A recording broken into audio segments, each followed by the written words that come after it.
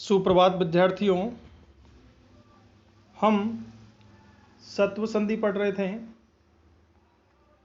सत्व संधि चल रही थी हमारी, और इस सत्व संधि में हमने पिछली क्लास में इसके 5 नियमों को हमने देखा था।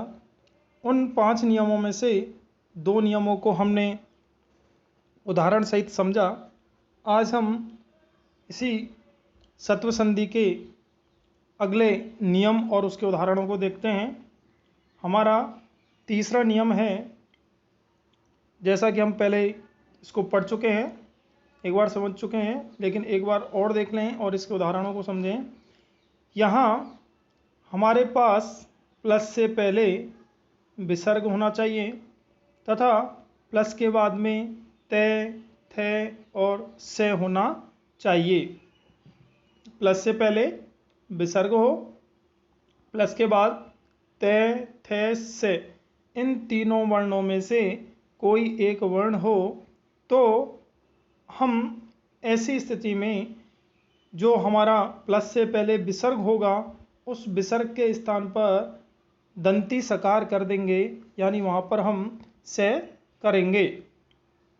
विसर्ग के स्थान पर बाद में तय, थे और से हो तो। उदाहरण देखते हैं। हमारा पहला उदाहरण है दुहु प्लस तरह। यहाँ प्लस से पहले हमारे पास विसर्ग है और प्लस के बाद में हमारे पास तर में तय वर्ण है जो हमारे नियम में आता है।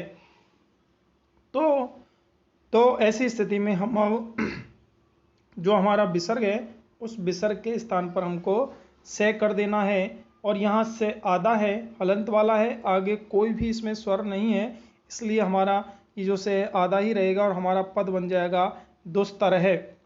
इसी तरह से अगला उदाहरण देखते हैं कि दू प्लस साहस। इसमें आगे से है, प्लस से पहले विसर्ग है, तो वही जो हमारा विसर्ग है उस विसर्ग के स्थान पर हम से करेंगे, और वो भी हलंत वाला। आगे कोई वर्ण स्वर वर्ण नहीं होने के कारण ये आधा ही रहेगा और हमारा पद बन जाएगा दुस्साहस। इसी तरह से नमः प्लस ते का नमस्ते बन गया। यहाँ भी जो हमारा विसर्ग है उस विसर्ग के स्थान पर हमने आधा से कर दिया। इसी तरह से दू प्लस तर का हमारा यहाँ पद बन गया दुस्तर है। मनः प्लस ताप का मनस्ताप बन गया, आगे तय है इन दोनों में। निह प्लस संदेह का निस्संदेह बन गया, विसर्ग है इधर और आगे हमारे पास से है, तो विसर्ग के स्थान पर हमने परिवर्तन किया और हमने वहाँ पर से कर दिया और हमारा पद बन गया निस्संदेह। एक बार और फिर नियम को देख लें कि हमारे पास विसर्ग होना चाहिए प्लस से पहले तथा प्लस के बाद में तय, थे और से होना चाहिए दंती सकार। तो ऐसी स्थिति में हम जो हमारा विसर्ग है उसके स्थान पर हम दंती सकार कर देंगे।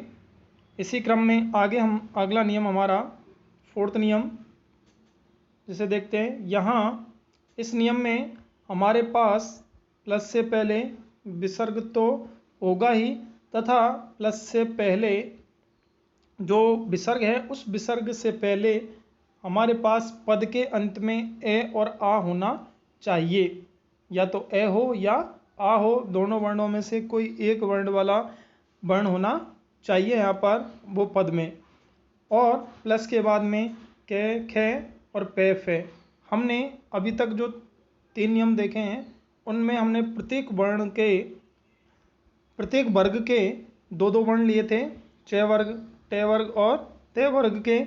अब उसके बाद हमारा पे वर्ग और कै वर्ग रह गया था, तो उन दोनों वर्गों के 2-2 वर्ण हमने यहाँ लिए हैं। कै वर्ग का कै, खे ले लिया और पे वर्ग का पे और फे ले लिया।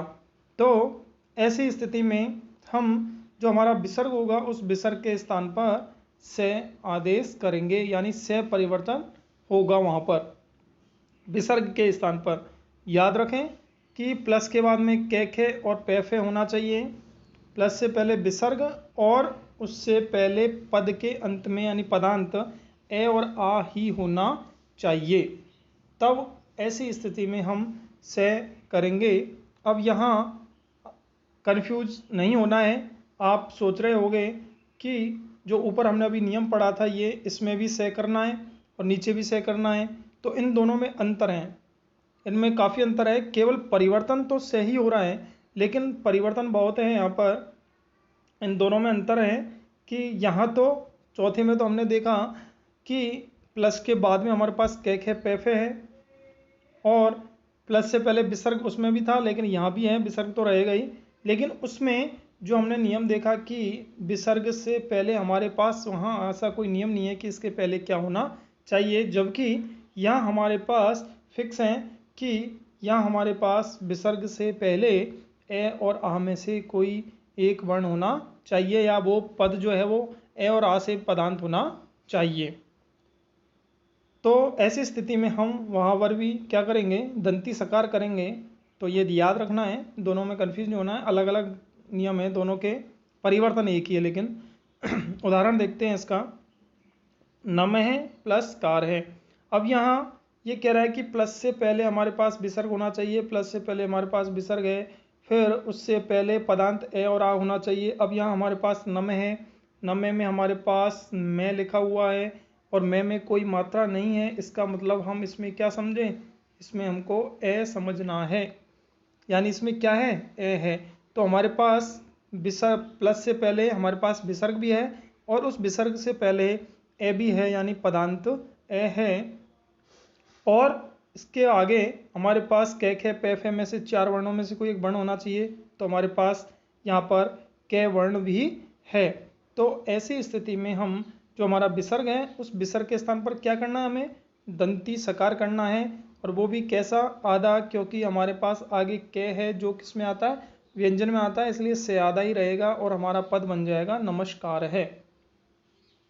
इसी तरह से इसका अगला उदाहरण पर है प्लस पर है लिखा हुआ है, यहाँ पर है प्लस पर है, विसर्ग प्लस से पहले है और आगे रे है उससे पहले, और रे में कोई मात्रा नहीं है, इसका मतलब भी इसमें क्या है, ए है।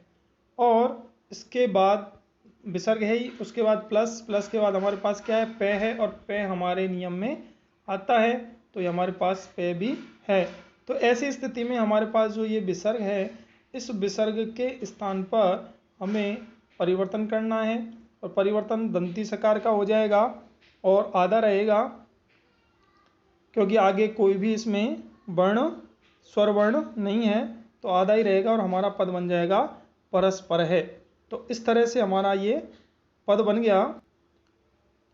इसी क्रम में अब आगे हमारा पांचवा नियम, अंतिम नियम है सत्व संधि का, उसे देखते हैं।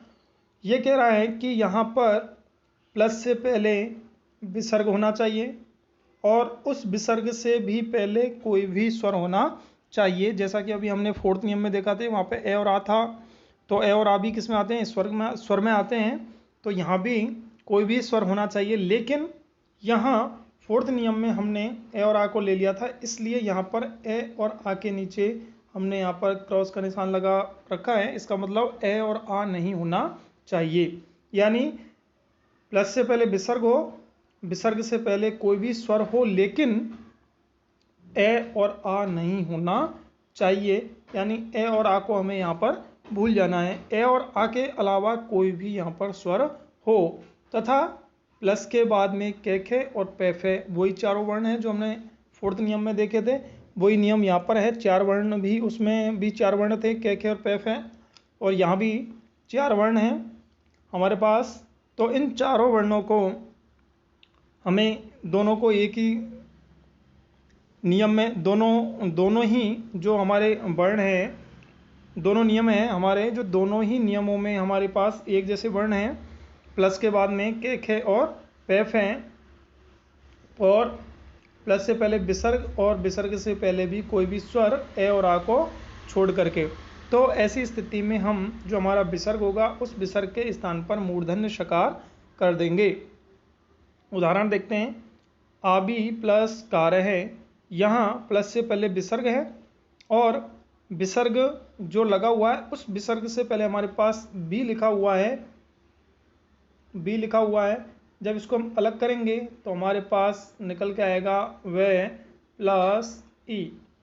छोटी ई है और छोटी ई मतलब यहाँ पर हमारे पास क्या है, स्वर है और हमारे पास स्वर होना चाहिए, ए और आ नहीं होना चाहिए। तो ए और आ नहीं, हमारे पास क्या है, ई है। और आगे हमारे पास कार है लिखा हुआ है, तो कार है का यहाँ पर क्या है, कै है, जो हमारे नियम में है। तो ऐसी स्थिति में हमें क्या करना है, मूर्धन्य षकार करना है। किसके स्थान पर, विसर्ग के स्थान पर। तो विसर्ग के स्थान पर हम मूर्धन्य षकार कर देंगे और हमारा पद बन जाएगा आविष्कार है। इसी तरह से दुहु प्लस फलम का दुष्फलम बन गया। आगे हमारे पास फे है, विसर्ग है इधर प्लस से पहले, और जो हमारे पास दु है उस दु में हमारे पास क्या है, उ है। और उ किस में आता है, स्वर में आता है। तो हमारा पद बन गया दुष्फलम। आगे निहि प्लस पादनम, या हमारे पास प्लस से पहले विसर्ग है और ने में ई है, छोटी ई है, और आगे पादन यानी पे है हमारे पास। तो हमारे पास जो पे है इसके वजह से, और प्लस से पहले विसर्ग और हमारे पास स्वर में ई है, इस कारण से हमारे पास जो यहाँ विसर्ग लगा हुआ है, इस विसर्ग के स्थान पर हमको मूर्धन्य षकार करना है और हमारा पद बन जाएगा निष्पादनम।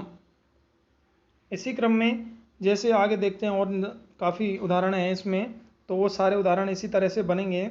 जैसे निहि प्लस कलंक है का बनेगा निष्कलंक, निहि प्लस फलम का बनेगा निष्फलम, निहि प्लस क्रिया का बनेगा निष्क्रिया, बहि प्लस कार है का बनेगा बहिष्कार है, निहि प्लस पापी का बन जाएगा निष्पापी, हरिहि प्लस करोति का बन जाएगा हरिश करोति, और निहि प्लस कपट का निष्कपट, और हरि प्लस कर्म का बन जाएगा हरीश कर्म है।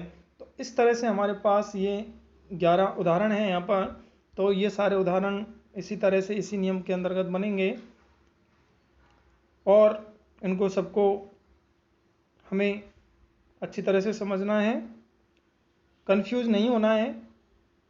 जो हमारे 5 नियम हैं उन 5 नियमों में ज़्यादा अंतर नहीं है, थोड़ा थोड़ा अंतर है। 4th में और 5th में थोड़ा कम अंतर है। 1 से 3 तक तो उनमें देखा था जो, तो अंतर काफ़ी है उनमें तो, लेकिन 4th और 5th हमारा जो नियम है उसमें थोड़ा अंतर कम है, इसलिए हमको इसको अच्छे से याद रखना है। और बस याद रखने वाली चीज़ इसमें एक ही है कि वहाँ तो 4th में तो हमने क्या देखा था कि हमारे पास ए और आ ही होना चाहिए केवल, तो हम ऐसी स्थिति में दंती सकार करेंगे। और यहाँ हमारे पास ए और आ नहीं होना चाहिए, कोई भी स्वर हो तो मूर्धन्य षकार करेंगे। और प्लस के बाद तो हमारे पास चारों वर्ण समान है, कै खे और पैफ है।